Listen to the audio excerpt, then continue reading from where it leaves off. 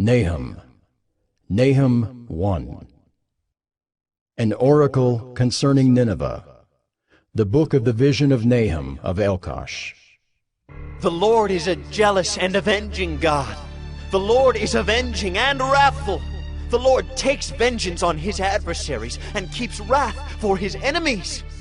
The Lord is slow to anger and great in power, and the Lord will by no means clear the guilty. His way is in whirlwind and storm, and the clouds are the dust of his feet. He rebukes the sea and makes it dry. He dries up all the rivers. Bashan and Carmel wither. The bloom of Lebanon withers. The mountains quake before him. The hills melt. The earth heaves before him. The world and all who dwell in it. Who can stand before his indignation? Who can endure the heat of his anger? His wrath is poured out like fire, and the rocks are broken into pieces by him. The Lord is good, a stronghold in the day of trouble. He knows those who take refuge in him. But with an overflowing flood, he will make a complete end of the adversaries, and will pursue his enemies into darkness. What do you plot against the Lord? He will make a complete end. Trouble will not rise up a second time. For they are like entangled thorns. Like drunkards as they drink, they are consumed like stubble fully dried. From you came one who plotted evil against the Lord, a worthless counselor. Thus says the Lord, though they are at full strength and many, they will be cut down and pass away. Though I have afflicted you, I will afflict you no more.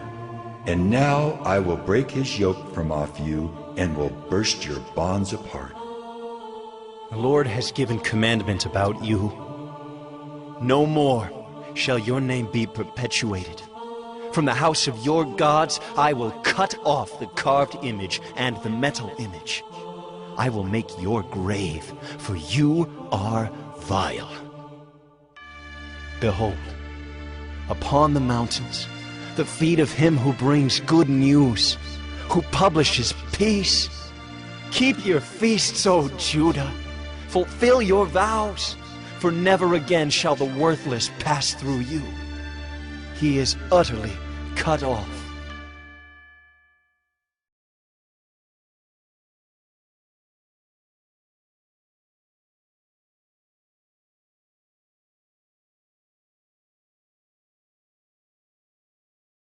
Nahum 2. The scatterer has come up against you. Man the ramparts, watch the road, dress for battle, collect all your strength. For the Lord is restoring the majesty of Jacob as the majesty of Israel. For plunderers have plundered them and ruined their branches. The shield of his mighty men is red. His soldiers are clothed in scarlet. The chariots come with flashing metal on the day he musters them. The cypress spears are brandished.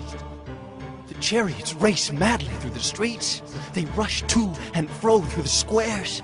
They gleam like torches. They dart like lightning. He remembers his officers. They stumble as they go. They hasten to the wall. The siege tower is set up. The river gates are opened. The palace melts away. Its mistress is stripped. She is carried off. Her slave girls lamenting, moaning like doves and beating their breasts. Nineveh is like a pool whose waters run away. Halt! Halt! They cry, but none turns back. Plunder the silver, plunder the gold. There is no end of the treasure or of the wealth of all precious things. Desolate, desolation and ruin. Hearts melt and knees tremble. Anguish is in all loins. All faces grow pale. Where is the lion's den? The feeding place of the young lions, where the lion and lioness went, where his cubs were, with none to disturb. The lion tore enough for his cubs and strangled prey for his lionesses. He filled his caves with prey and his dens with torn flesh. Behold, I am against you, declares the Lord of hosts, and I will burn your chariots in smoke, and the sword shall devour your young lions.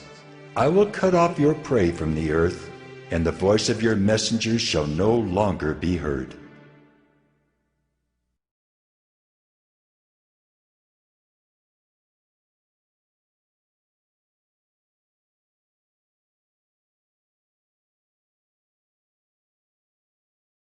Nahum 3.